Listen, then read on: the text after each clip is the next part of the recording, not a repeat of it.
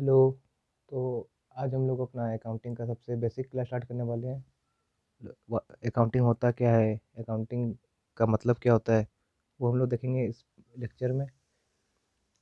तो सबसे पहले बात कर लेते हैं कि अकाउंटिंग का डेफिनेशन क्या होता है। देखो, वैसे अकाउंटिंग का डेफिनेशन तो बहुत सारा दिया हुआ है, बट हम लोग का जो AICPA है, American institute of certified public accountant, उनके द्वारा जो डेफिनेशन दिया गया है उनको हम लोग प्राय मतलब मैक्सिमम टाइम हम लोग अपना रेफर करते हैं अकाउंटिंग का मतलब समझने के लिए हुआ।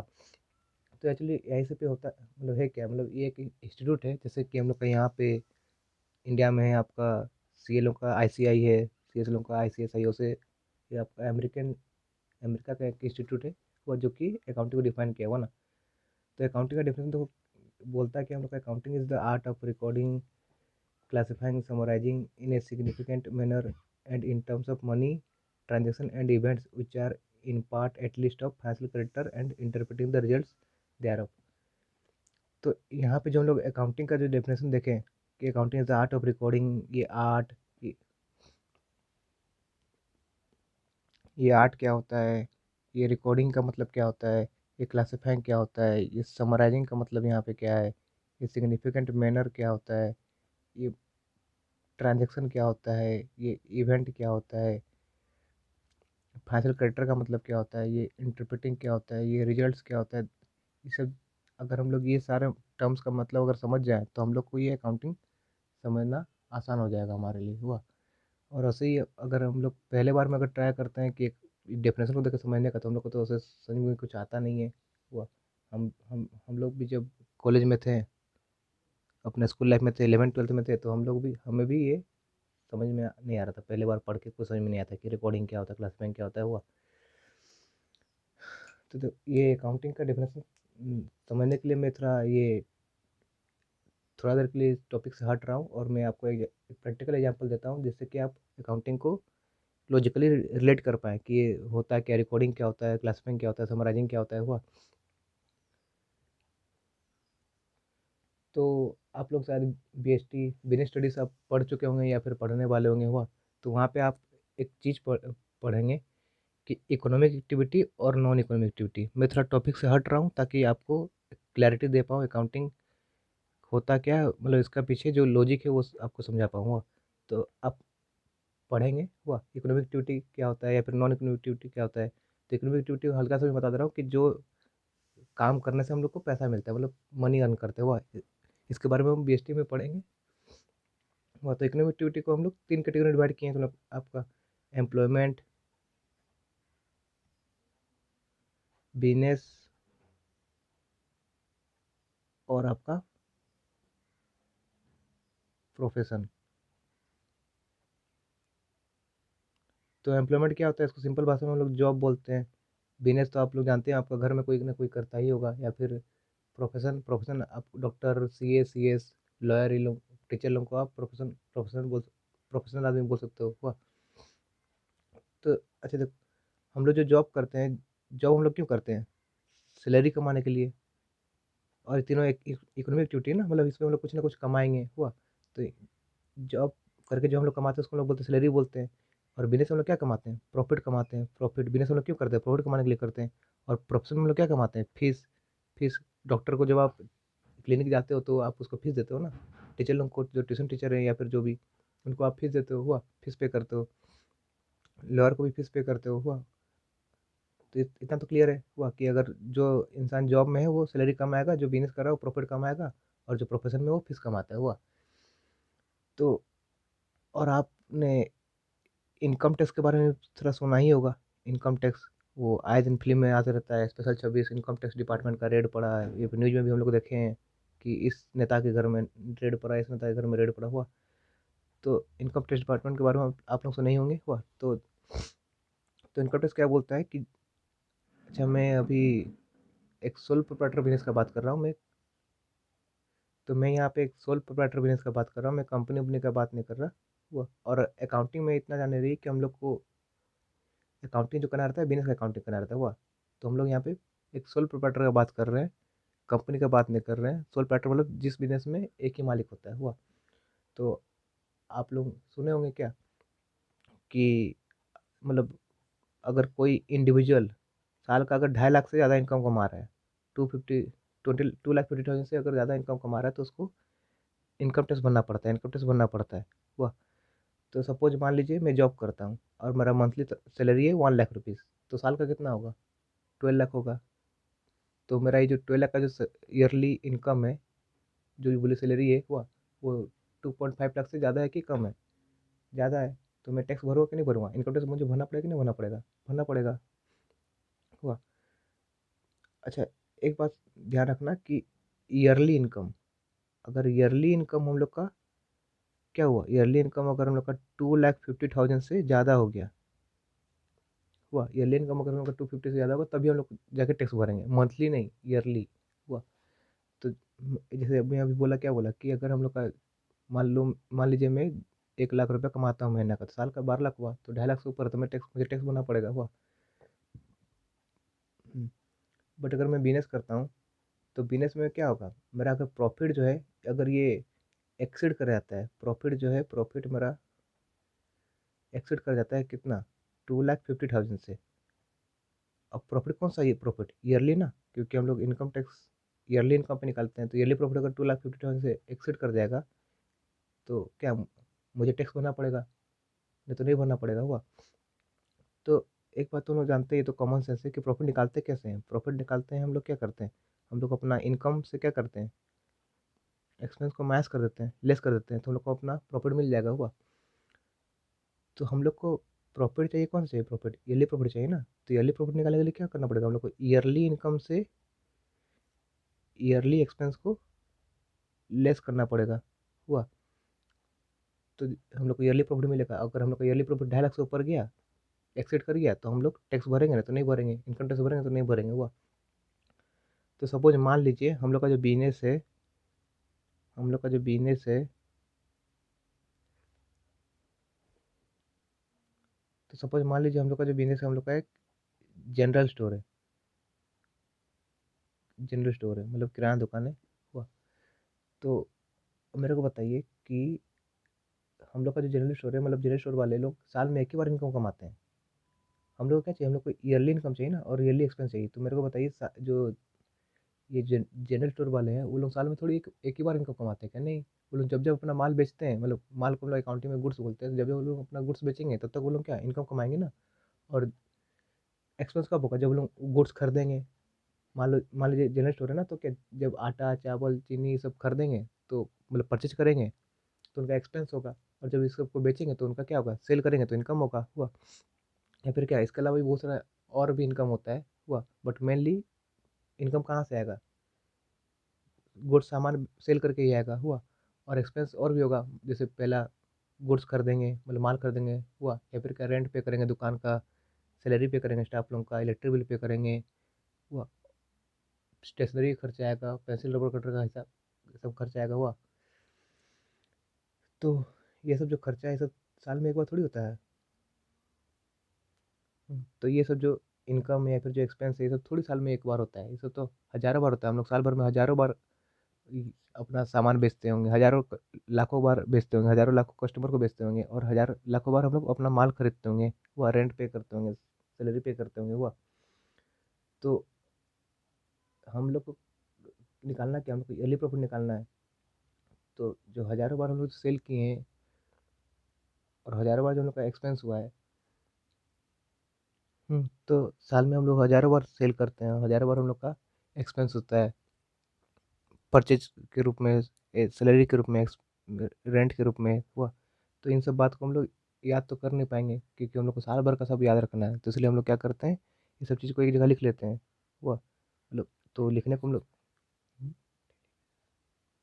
तो ये सब को हम लोग क्या करते हैं, जैसे से ये सब चीज़ होता है, डेली डेली ये सब होता है। जैसे आज माल सेल किए, तो आज हम लोग लिख देंगे कि 1 तारीख को माल बेचें, या फिर 2 तारीख को माल खरीदे तो लिख देंगे कि 2 तारीख को माल परचेज किए। या फिर रेंट पे किए तो रेंट पे करने का डेट में लिख देंगे कि इस तारीख को, 5 तारीख को रेंट पे किए। या फिर 7 तारीख को सैलरी पे किए तो लिख देंगे 7 तारीख को सैलरी पे किए। हुआ। ऐसे हम लोग डेली बेसिस पे हम लोग अपना ट्रांजेक्शन रिकॉर्ड करते हुआ, तो उसी चीज़ को हम लोग क्या बोलते हैं, रिकॉर्डिंग बोलते हैं। हुआ। और रिकॉर्डिंग जिस कॉपी में करेंगे ना, जैसे आप, तो कॉपी को हम लोग क्या बोलते हैं, बुक बोलते हैं। अब बुक का नाम क्या होता है, जर्नल बुक। हुआ। तो हम लोग तो जिस कॉपी में हम लोग जो अपना डेली बेसिस में ट्रांजेक्शन रिकॉर्ड कर रहे हैं, वो बुक को हम लोग क्या बोलते हैं? जर्नल बुक बोलते हैं। और वो जो बुक होगा वो पतला बनेगा कि मोटा बनेगा? Obviously depends upon the size of business. को अगर बड़ा बिजनेस होगा, जैसे आपका बिग बाजार ये सब होगा, तो ज़्यादा बड़ा बनेगा, ज़्यादा मोटा बनेगा। और अगर छोटा बिजनेस होगा तो लोकल एरिया में सर्व करता होगा तो छोटा बनेगा, मतलब पतला बनेगा, बट मोटा ही रहता है प्राय वो। तो अब अगर आपको कोई बोले, जैसे कि मान लीजिए आप कैसे रिकॉर्ड करिएगा, मतलब ये पहला पेज है हुआ, तो मान लीजिए आप सामान करते हैं 1 तारीख को, एक मान लीजिए हम लोग 1 तारीख को अपना बिजनेस स्टार्ट किए, तो 1 तारीख को लिखिएगा 1 जनवरी को कि ये परचेज किए 10 लाख का माल परचेज किए हुआ। फिर इसको 2 तारीख को बेचें, 3 तारीख को बेचें, 4 तारीख को बेचें हुआ। ऐसे करके आप बेचिएगा। फिर 10-15 दिन बाद आप फिर क्या, फिर से माल कर दिएगा 10 तारीख को, मान लीजिए 10 जनवरी को फिर परचेज करिएगा हुआ। फिर ऐसे 11-12 ऐसे बेचिएगा, 13 ऐसे बेचिएगा। फिर क्या, फिर आप मान लीजिए 25 तारीख को फिर से माल खरीदें, फिर से बेचिएगा। फिर से क्या, साल भर से चलेगा ना। और बीच में कहीं पे रेंट पे करेगा, सैलरी का पे करेगा, कमीशन पे करेगा, इलेक्ट्रिक बिल पे करिएगा हुआ।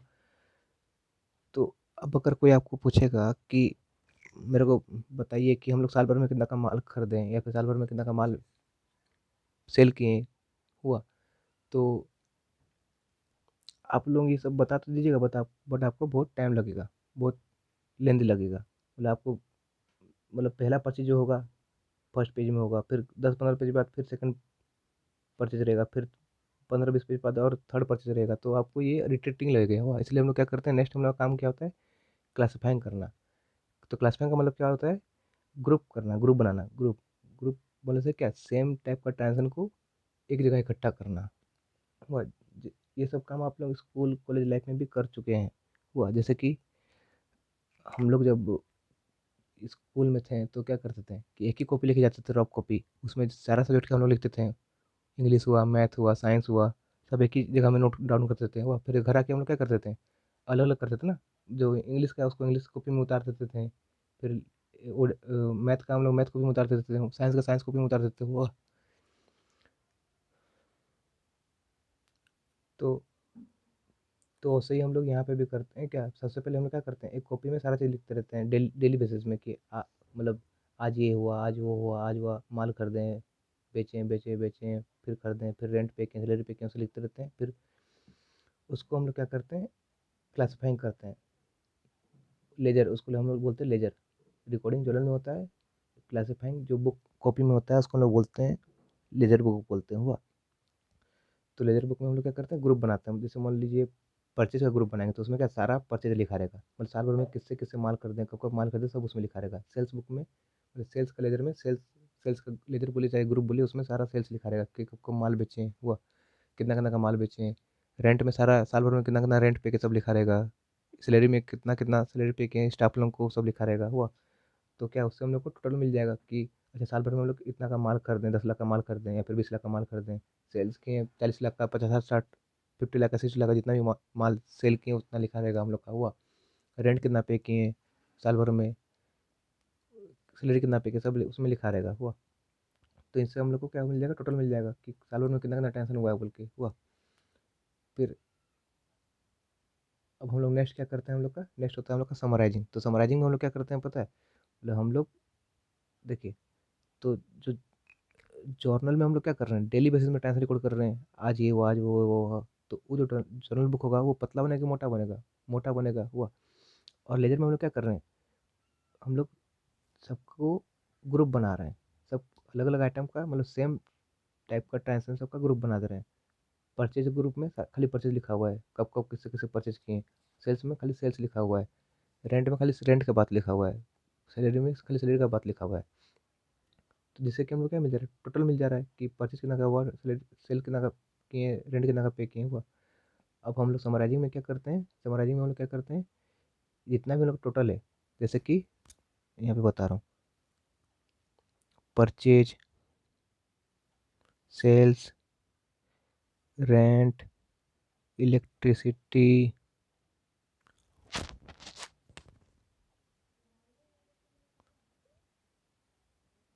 सैलरी, ये सब का हम लोग टोटल एक जगह लिख देते हैं। जैसे मान लीजिए परचेज किए थे 10 लाख का,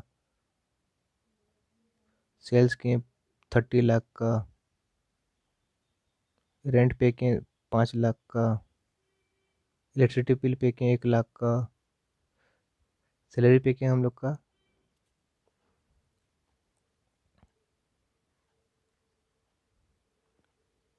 50,000 का।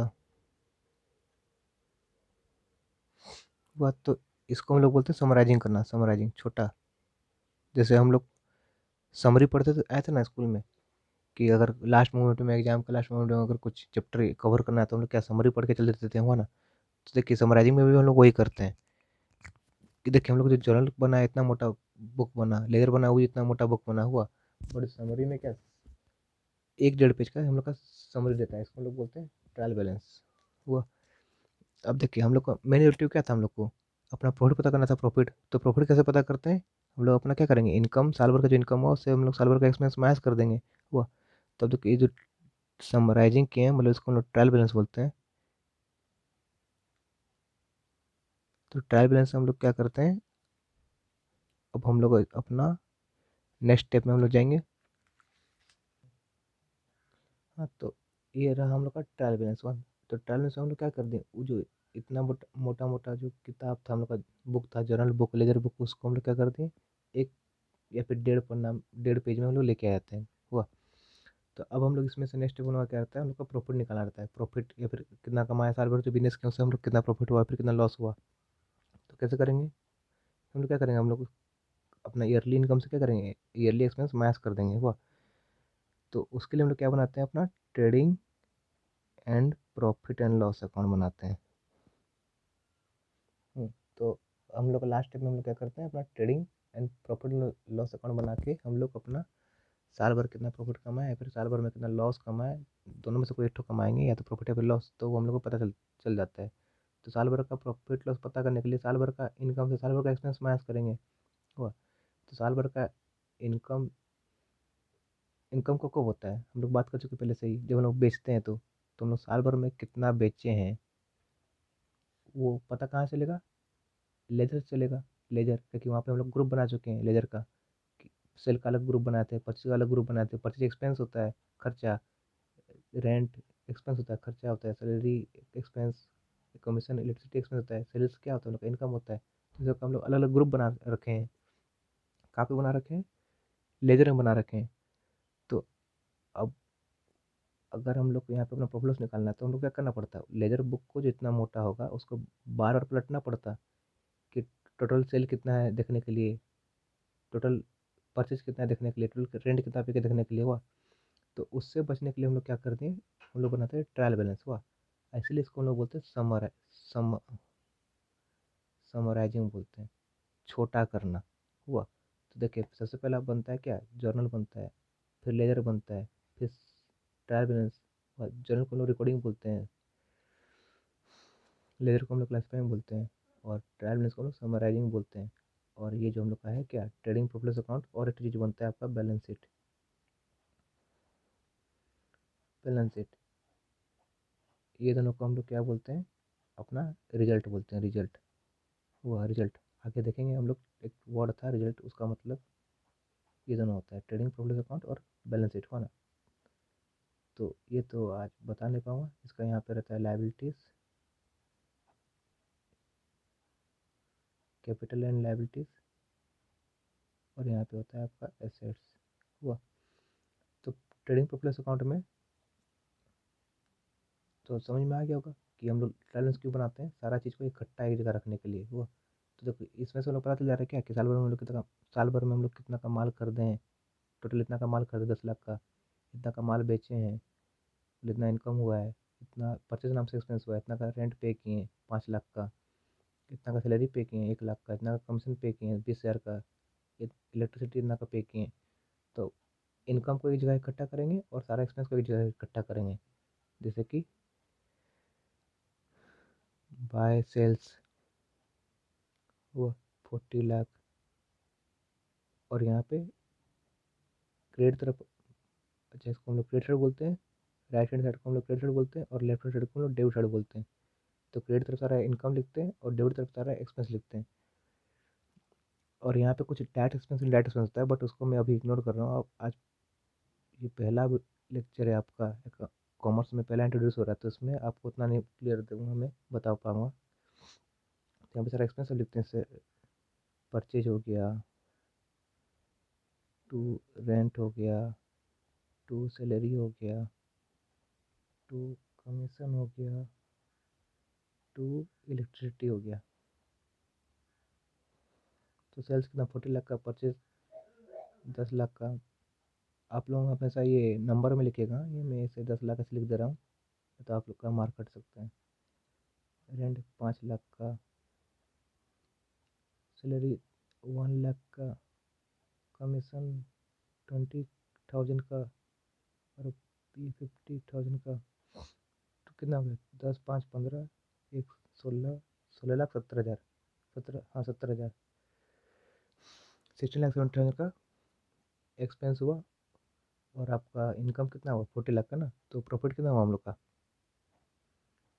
प्रॉफिट हो गया हम लोग का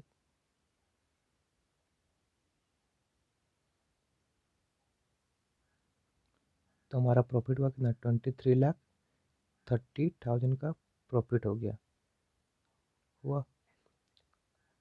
तो नॉर्मल सा बात है, इतना का इनकम हुआ, इतना का एक्सपेंस हुआ, तो प्रॉफिट कितना का होगा, 23,30,000 का हम लोग का ये प्रॉफिट हुआ। इसको हम लोग नेट प्रॉफिट बोलते हैं हुआ। अगर मान लीजिए एक्सपेंस ज़्यादा हो जाता, उल्टा हो जाता, 40 लाख का एक्सपेंस होता और 16,70,000 का इनकम होता, तो लॉस होता। तो लॉस को हम लोग इधर लिखते हैं कि बाय लॉस इतना बोल के हुआ। तो हाँ, तो हम लोग को प्रॉफिट कितना चला गया, 23,30,000 किया। और ये प्रॉफिट 2.5 लाख से ज़्यादा है कि कम है, तो 2.5 लाख से ज़्यादा है, तो हम लोग को टैक्स भरना पड़ेगा। तो इतना, मतलब हम लोग को अपना साल का प्रॉफिट लॉस पता करने के लिए हम लोग को शुरू से अपना काम करना पड़ा। पहले हम लोग क्या किए, पहले हम लोग रिकॉर्ड किए। तो रिकॉर्ड कहाँ पे होता है, रिकॉर्डिंग रिकॉर्डिंग हम लोग या तो जर्नल में करते हैं या फिर सब्सिडियरी बुक में करते हैं, सब्सिडियरी बुक्स। तो सब्सिडियरी बुक्स, तो सब्सिडियरी बुक तो आपका बहुत सारा टाइप का होता है, जैसे कैश बुक हो गया, परचेज बुक हो गया, सेल्स बुक हो गया, परचेज रिटर्न बुक हो गया, सेल्स रिटर्न बुक हो गया,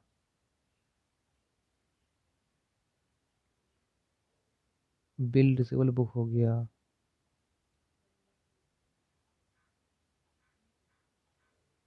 बिल पेबल बुक हो गया,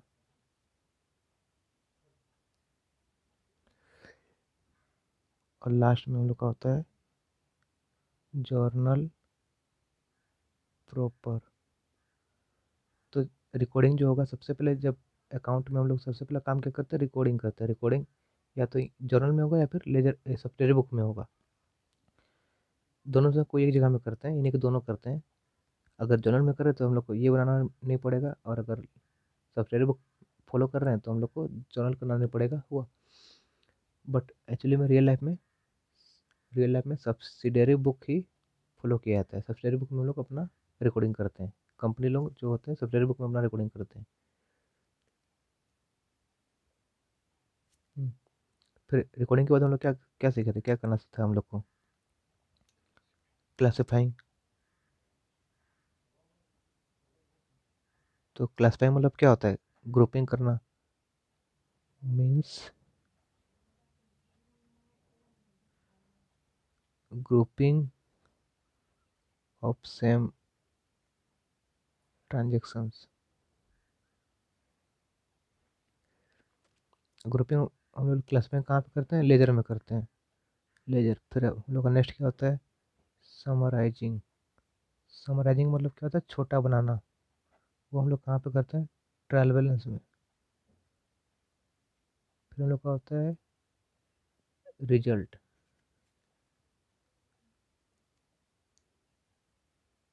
रिजल्ट, तो रिजल्ट पता करने के लिए हम लोग क्या क्या बनाते हैं, trading and profit and loss account, और एक चीज़ बनता है बैलेंस शीट। तो ट्रेडिंग पीरियड हम लोग को बताता है कि कितना प्रॉफिट और लॉस हुआ, और बैलेंस शीट हम लोग का बिजनेस का फाइनेंशियल पोजीशन बता देता है, मतलब बिजनेस का हालत कैसा है। और फिर हम लोग क्या करते हैं,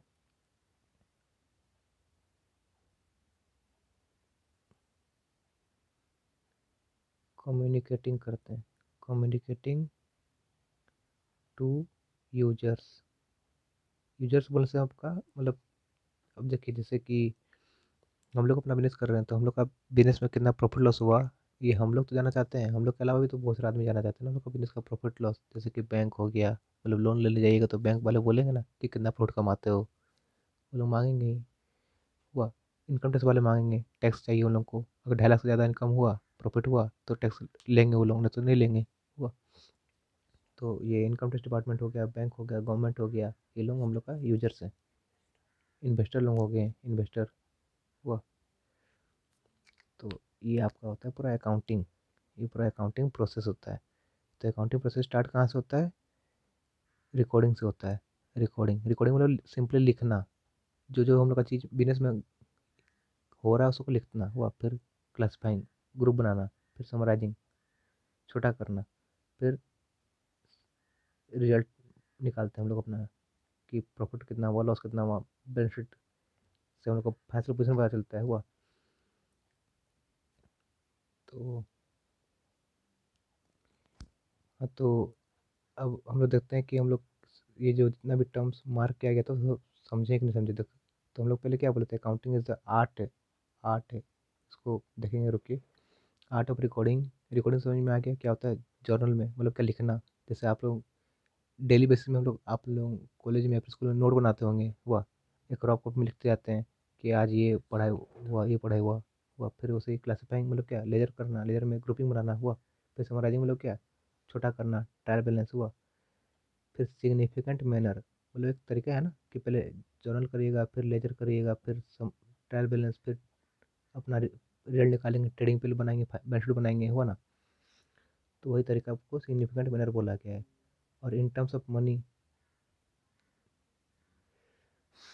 ट्रांजेक्शन और इवेंट। अच्छा, ये ट्रांजेक्शन और इवेंट हम लोग अकाउंटिंग कॉन्सेप्ट और कन्वेंशन होता है वहाँ पे अच्छे से समझेंगे।